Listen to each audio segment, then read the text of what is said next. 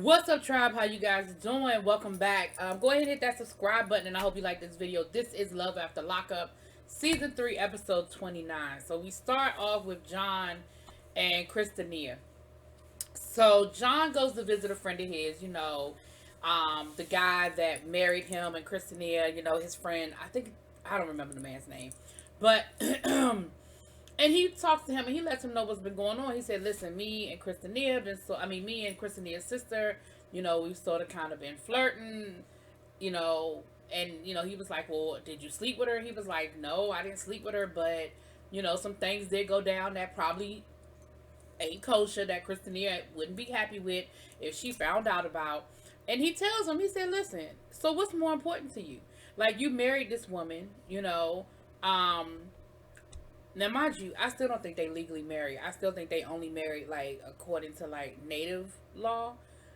But if John don't live on a reservation, is that binding? Again, I don't know. I didn't go to nobody's law school. But I think the point is still the same. That it's a spiritual bond. Whatever.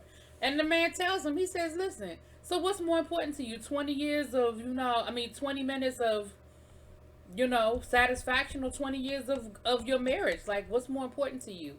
And he was like, "Yeah, you're right, he said, "So, you need to do what's right, and make sure that you keep it clean." Now, John said, "I'm gonna be honest, I ain't never been faithful to nobody." So for him to even be contemplating this and trying to make a good decision, I guess, is saying something. Because he said, "I ain't never been faithful to no daggone body." So later on in the episode, we see John. Christina calls, and Christina says, "Hey, remember when I told you I was going to be home in 3 weeks? Guess what? Make that 3 days. Oh, and also, guess what? I can't live with my sister. Why? Because she's got an open case. Because she doesn't have to go to the halfway house this time. She's going to just get straight parole where she can come and stay with John. But her sister, she can't live with her sister because her sister has an open drug case. And so as long as her sister has an open drug case, they can't live together. And so it actually works out because he was already worried about how we gonna all be sitting here together, how we gonna work this out, how we gonna make this happen. So it actually works out. And so at the end of the episode, we see him talking to the mom and to the sister and let the sister know, "Listen, Christina is gonna be home in 3 days. And I got some bad news. Like, you can't live here with her because you have an open case." It about broke my heart. That mama was so hurt. Oh, she was so hurt. And because her thing is, she's going to go back out and start doing drugs again. And then the sister was like, "Well, where am I going to go? Like, I don't have any money. I don't have anywhere to go. Like, if I go back out of here, I'm going to make some bad decisions and I'm going to be back in jail. Like, that's what's going to end up happening." So,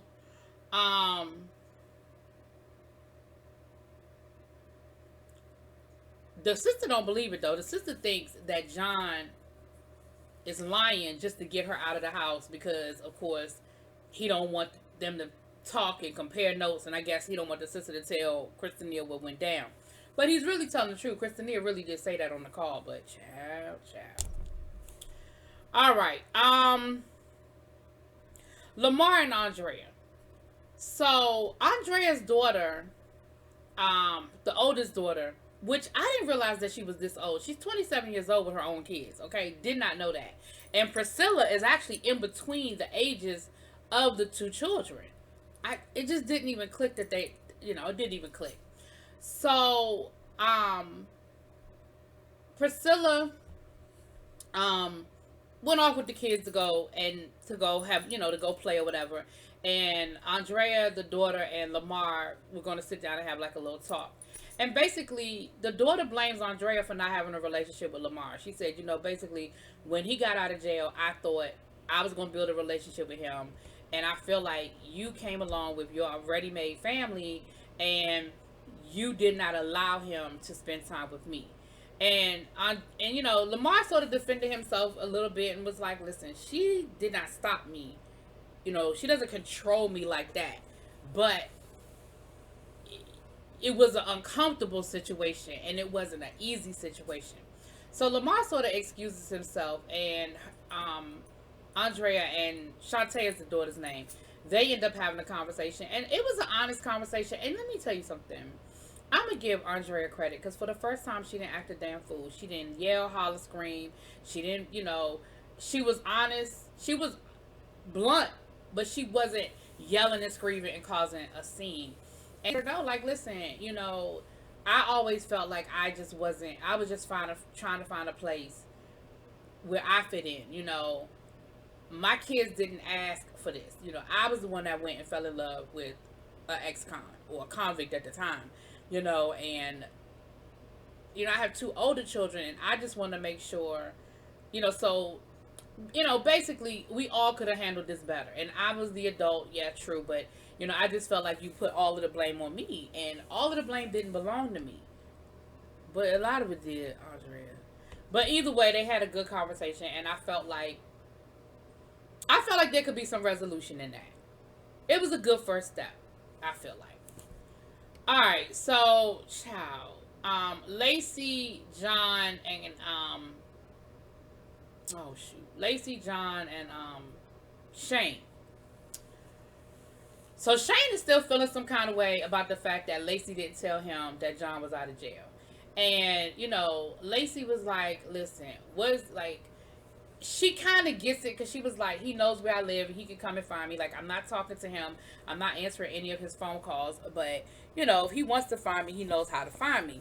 And so, Shane was still feeling some kind of way because he was like, why you ain't tell me? Like, I just don't understand why you ain't let me know what was going on. Now, John then reached out to Lacey's friend, or she reached out to him one way or the other. But they met up. Now, this is the same friend that Lacey be telling all her business to, and they so close and they so tight. And I'm thinking to myself, so you just gonna sell your friend out like that? She done met up with John, and first of all, she talking about something. I was always rooting for you. I always wanted y'all to work out. I always wanted y'all to work things out. Girl, what? Then she told him, and I just thought you should hear from me because I ain't think, that it would be cool for you to hear from nobody else, but I just wanted to let you know that Lacey's pregnant. She's pregnant. Yeah, she's pregnant with with Shane's baby. Oh man. So he in his feelings about it, child. He just don't know why he can't shake her. He can't shake her. Now, Marcelino, Brittany, and Britney's mom, they are taking the trip to Alaska, honey. They all going with the kids. They flying up to Alaska to confront the grandmother. So we see them going, on the plane and all of that. Mama's nervous, she's got the anxiety. They get to the grandmother's house in Alaska, and, Marcelino plays nice for a few minutes, and then he was like, let me go and get my kids up out of here. So he was like, I don't want my kids to be influenced by this situation, so I'm going to let them have that conversation, and my kids don't need to be nowhere near this. So the three ladies get to talking. Yo, that grandmama, listen, that mama is a mess. So the mother, Brittany's mom, started telling her, listen, this is what happened to me. That's what happened to me. You had a lot to do with why my life was really screwed up.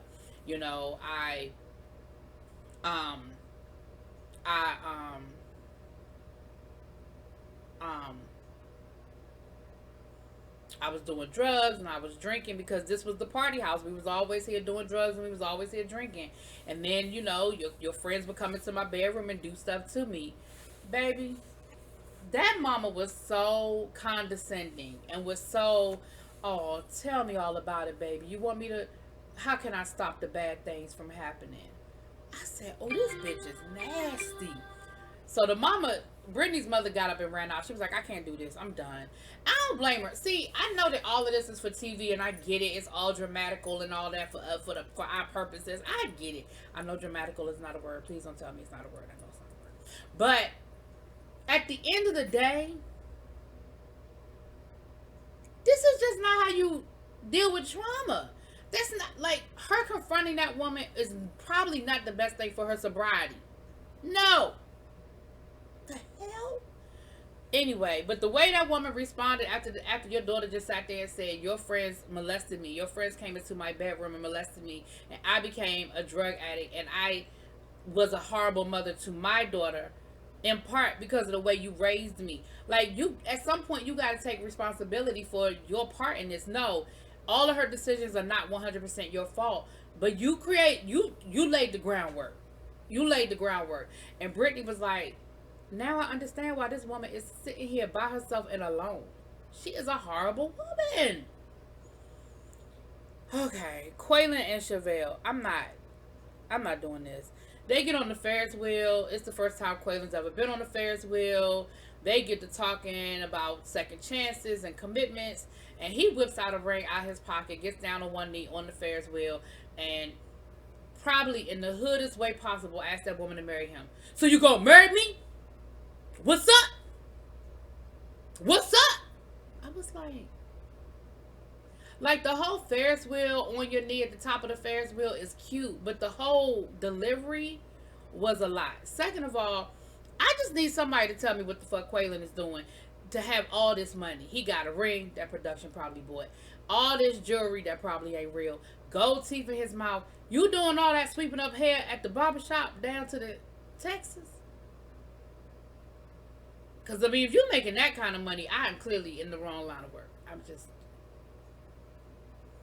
And, of course, she says yes, child. Of course she says yes. I need you to grow some self-esteem. But anyway, D-Mark is just not here for none of it, okay? He is not. He is feeling some kind of way, and he is not here for none of it. Do you hear me?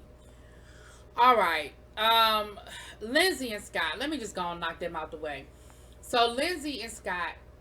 We see Scott, and Scott is like, you know, Lindsay really wanted me, you know, after she trashed my house, I asked her to leave. She refused. But, you know, the one thing about criminals is that most of them end up going back to jail. So, I got time. I can wait. I got time. And what do they do? Fast forward 2 weeks later. Who in jail? Lindsay. She in jail on a parole violation because she claimed that she was test driving a car. And the police pulled her over and found drugs. Lindsay. The police just don't be randomly pulling people over and then searching for drugs. Scott. Come here, Scott. Come here. Did you set her up? Did you? You set her up, Scott? You called the police, told the police to pull her over because there was drugs in that car. I'm just saying, listen. Born that night, I wasn't. Listen, there's more to that story. Listen, I've been on a lot of test drives in my life, and I'm a black woman. And knock on wood, I ain't never just got pulled over doing a test drive for a car, and randomly the police say we need to search it. I mean, it's one thing to get pulled over because maybe you were speeding or something, but what probable cause did they have to just search your car? Am I looking at too much Law and Order? I don't know. Either way, Lindsay back in jail, honey, and she's still talking shit. And Scott could kill us. Scott was like, oh, well. I tried to give her a chance at a better life. She ain't want one. So, on to the next hooker. I mean, convict. Anyway, y'all. That's what it was. Y'all let me know what y'all think. Drop it in those comments. Peace.